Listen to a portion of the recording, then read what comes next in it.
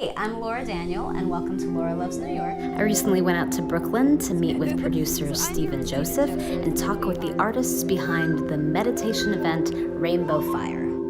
And we're inspired by the five senses, and you're like, okay, what if we did an experiential event where we could bring all the senses together? It's like this meditative experience, and the sound. Ian Sims does this sound bath. So the idea there is that different sounds are able to affect your body more than just, aside from you hearing them, the vibrations physically travel through your entire body. Crystal bowls, and I was fascinated by his throat singing. Yeah. Just so cool. You feel it vibrating through your entire body.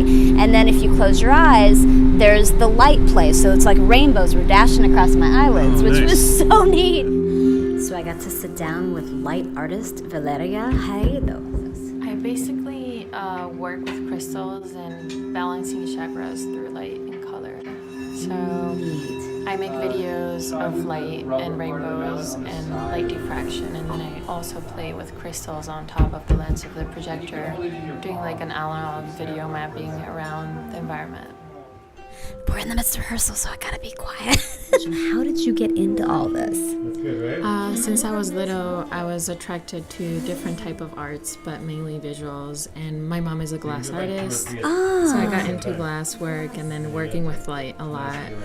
After a trip I made to Peru. What's your favorite place in New York? My home, Which is?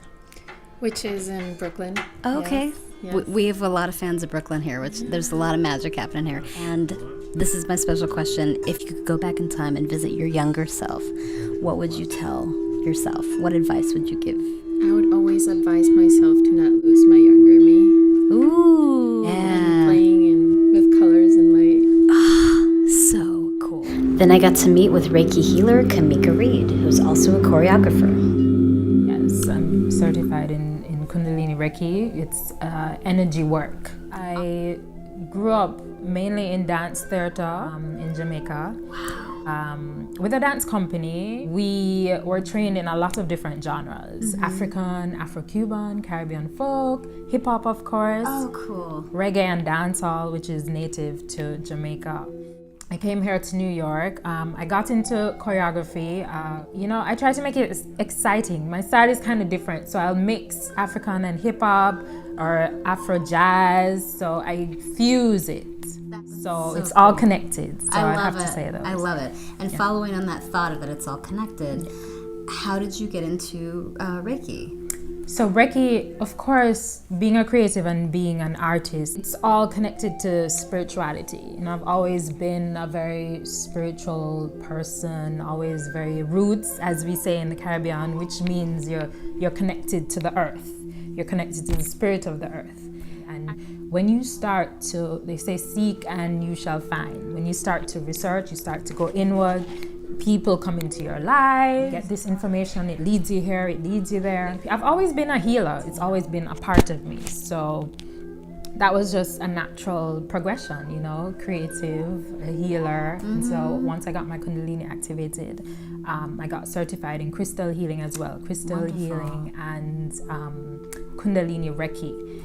And so I've been doing energy work, with friends and family. It's just a natural thing for me. Wonderful. My life coach, Bonnie Gillespie, often talks about how art is healing. So absolutely. For sure. So one of the things I love to ask people are, what is your favorite place in New York? Ooh. I love the city. I love the excitement. I love the theater. So I definitely have to say the theater for sure. Yeah. Live dance. That's me. That's my background. But also, I love nature, and I do like that duality that New York has. And one of my very good friends, I go back with him. He's from Rhinebeck, New York. Oh, cool. So I go back with him most holidays to Rhinebeck, and it's beautiful. The greenery reminds me of Jamaica. So I do love, upstate New York, where I can get that fresh, beautiful air and connect with nature. Yeah. So my last question for you is, if you had any advice you could give your younger self, what would it be? Ooh, I would tell her, never forget your power. Remember who you are. Life is magical. Life life is magical. Never lose faith in that. I love that so much. Thank you so much, Thank Kameica. you. And if people wanted to work with you, Well, I'm on Instagram. You can get me on Kameica_Reid. and then I got to meet Shamaness ChokBar, otherwise known as Larissa Urzark-Korenovsky. So my name is Shamaness ChokBar, and that is my spiritual name. You were telling me that this was in your family. This was a hereditary thing. Yes. When did you awake to When that? I was 28 years old, I went on a trip with another Tuvan shaman in Germany, and I was an interpreter. And after 3 days of working with him, he told me that the spirits of my ancestors came to him and told him that I am a shaman. Wow. And I couldn't believe it because I didn't understand anything about shamanism, and I could not imagine me being a shaman whatsoever. And so he told me to do the ritual to connect me with the spirits of my ancestors who were shamans. But I said no right away. And why did you say no? Because it scared you? Or? Absolutely. Yeah. It was scary, and it was something so different from the modern world. And especially he told me that once I'm connected, I'll be able to do what he does. And he told me that I am going to be able to assist people in healing. And I was a lot of times sick myself, and I was this weakling who was always at the hospital. Wow. So I couldn't understand how I, out of all the people, would be able to assist people in healing. So so I said right away, that must be a mistake. I don't know anything about it. I can't do that. So I said right away no. What changed your mind? It's a really long story because he actually said the same thing to me in 3 months, and I said again no.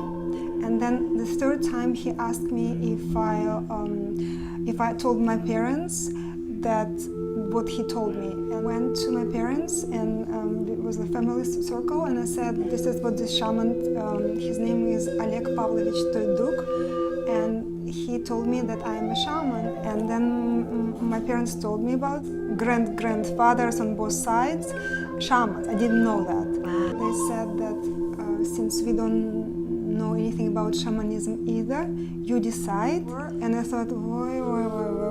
It's just way too much. And so I said no.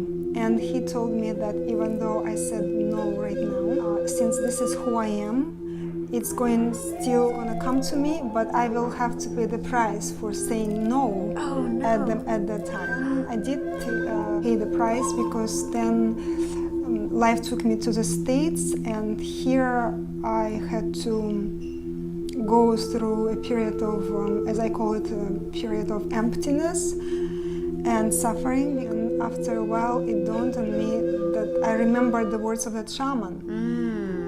That I realized that I cannot run away from my fate. Oh, wow. So it took many years to do it. So how did you learn? Or did you study with him as a mentor, or?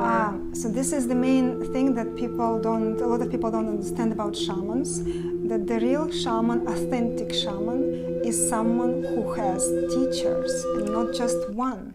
So for instance, I know it's gonna sound really bizarre to you, but I have non-physical spiritual teacher. Your spiritual teachers. Who is attached, part of whose consciousness is always attached to mine. Wow.